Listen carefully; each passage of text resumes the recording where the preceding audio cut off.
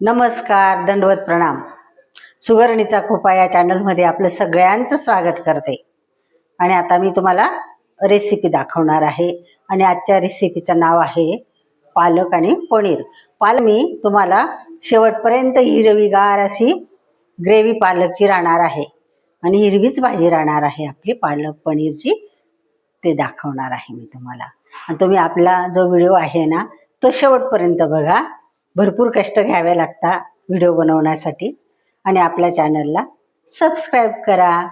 नक्की नक्की हक्काने सबस्क्राईब करा. चला तर मग बनवूया रेसिपी. हे पाणी आपलं आता गरम झालं आहे आणि याच्यामध्ये आपल्याला पालक टाकून घ्यायची आहे. खूप फ्रेश पालक आहे आपल्याकडे आणि ती चांगली 2-3 पाण्याने धुवून घेतली आहे.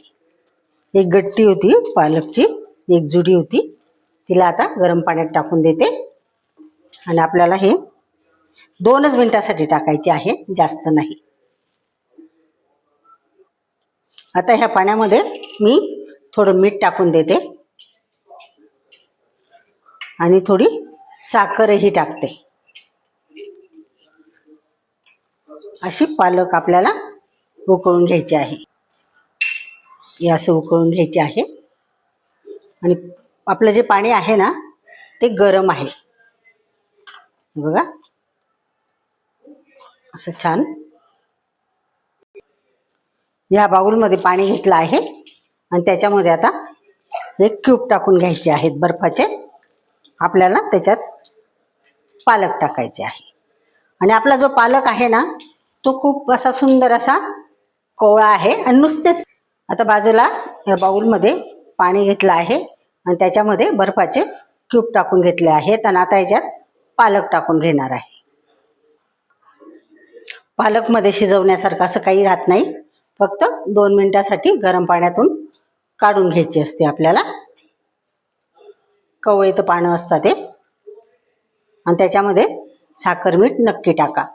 1 चुटकी साखर टाका आणि 1 चुटकी मीठ टाका. जे पाण्यात आपण उकळतो ना, पालक आहे ना गार झाला आहे आणि त्याला आपल्याला आता मिक्सरच्या भांड्यामधून काढून घ्यायचं आहे.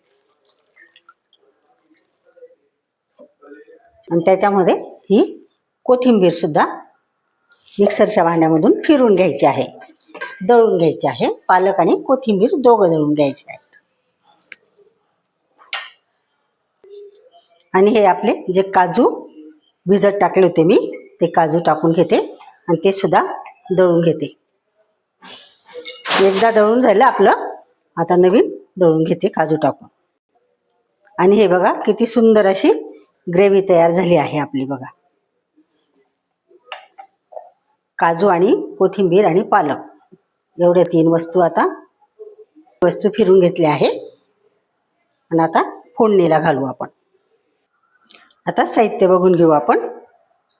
कांदा घेतला आहे, हिरवी मिरची आहे, आल्या लसूणची पेस्ट आहे, आणि ही आपली जी घरातली साय आहे, क्रीम आहे तेच आहे. ही कसुरी मेथी आहे. इकडे जिऱ्याची पावडर आहे, काळा मसाला आहे, मीठ आहे, हिंग आहे, जिरं आहे आणि ही आपले काळ्या मिऱ्यांची पावडर आहे. एवढं साहित्य घेतलं आहे. मीठ चवीपुरतं टाकायचं आहे आणि तेलही घेऊ आपण आणि सुरुवात करूया फोडणीला. आता तेल टाकून घेते मी.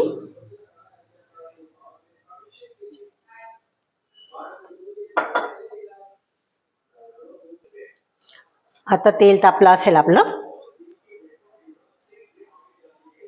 त्याच्यामध्ये जिरं टाकून घेते. जिरं पण जास्त नाही वापरायचं या भाजीला. हा हिंग टाकून घेते.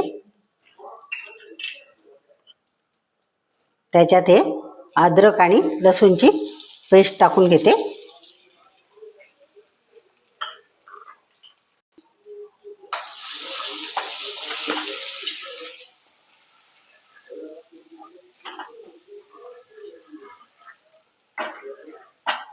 आणि आता कांदा टाकून घेऊया.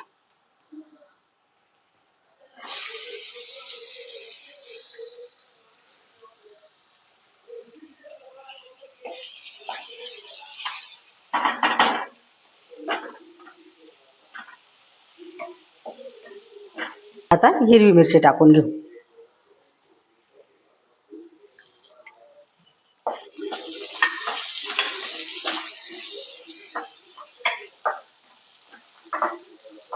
कांदा जास्त लाल नाही करायचा आपल्याला, त्याचा कच्चापणा गेला तरी चालेल. आणि हिरवी मिरची पण तेवढीच करून घ्यायची आहे.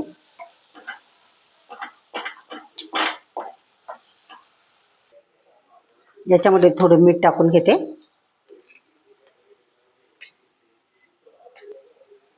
आणि ही ग्रेव्ही टाकून घेऊ आता.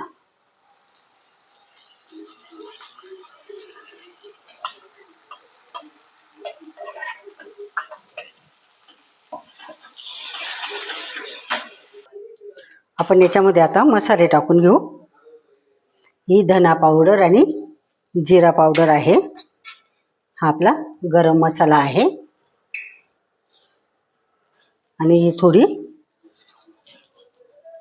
कसुरी मेथी आहे. आता इकडच्या बाजूला पनीर ठेवून देऊया. म्हणून माझी जी नात आहे ना ती बिलकुल तिखट खात नाही, म्हणून मी 2-3 क्यूब काढून घेतले. हे असं फ्राय करून घ्यायचं. पनीर आपला जो मोठा तुकडा आहे ना तोच फ्राय करायचा. आणि नंतर तुम्ही छोटे तुकडे नंतर करता येतं आपल्याला, पण फ्राय करताना ते जास्तच छोटे तुकडे असताना ते बिलकुल फ्राय करता येत नाही. म्हणून असे मोठेच तुकडे फ्राय करून घ्या आणि नंतर बारीक करा. आता हे पनीर टाकून घेऊ आपण. हे आपलं 1.5 पाव पनीर आहे. आणि याचे असे जास्त काही तव्यावर पण जास्त मी फ्राय नाही केलं, कारण की जेवढं फ्राय केलं ना तेवढं वातड होतं मग पनीर. म्हणून आता आपण हे असं टाकून घेऊया.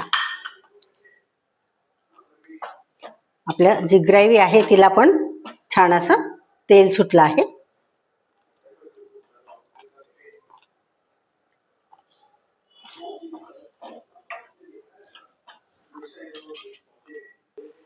आणि याच्यात थोडी अजून कसुरी मेथी टाकून घेऊ. त्याला जास्त नाही शिजवायचं. पनीर टाकल्यानंतर फक्त 2च मिनिटं शिजवायचं. सगळं शिजलेलंच आहे म्हणून जास्त शिजवायचं नाही. याला थोडं असं मीठ टाकून घेऊ. 2दा टाकलेलंच आहे मी थोडंफार, अजून थोडं टाकून घेऊ. हे असं छान आपलं पनीर तेल सोडलं आता पनीरने. आता आपण याला सर्विंग बाउलमध्ये काढून घेऊया. आता याच्यामध्ये साजूक तूप टाकून घेते मी 1 चमचा.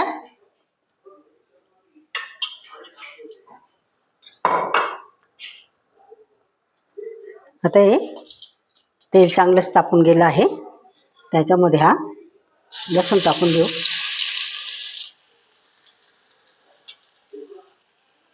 जिरं नंतर टाकते, तेल जास्त तापून गेलं होतं म्हणून. जिरं कमीच टाकायचं आहे आपल्याला. आणि आता ह्या 2-3 अशा मिरच्या टाकून घेऊ.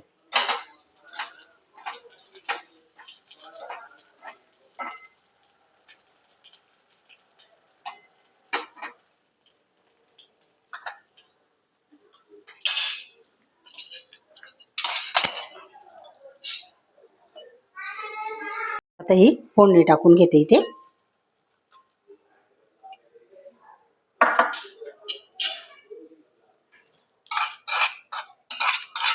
असं फोडणी टाकून घेते.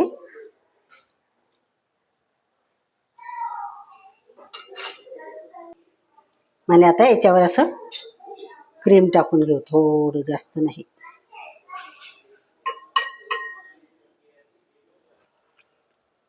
हे आपलं छान असं क्रीम टाकून घेतलं मी. आणि ही फोडणी एकच नंबर भाजी झाली आहे आपली. हे बघा कशी भाजी झाली आहे. चला तर मग तुम्हाला आजची रेसिपी आवडली असेल तर लाईक करा, शेअर करा, सबस्क्राईब करा. आणि नाही आवडली असेल तर तुम्ही मला तसं पण कमेंटमध्ये सांगा. आवडली असेल तर ते पण कमेंट करा. चला तर मग करून खा तुम्ही पण, आम्ही पण खातो. तुम्ही पण करून खा आणि सबस्क्राईब नक्की नक्की करा. काळजी घ्या स्वतःची.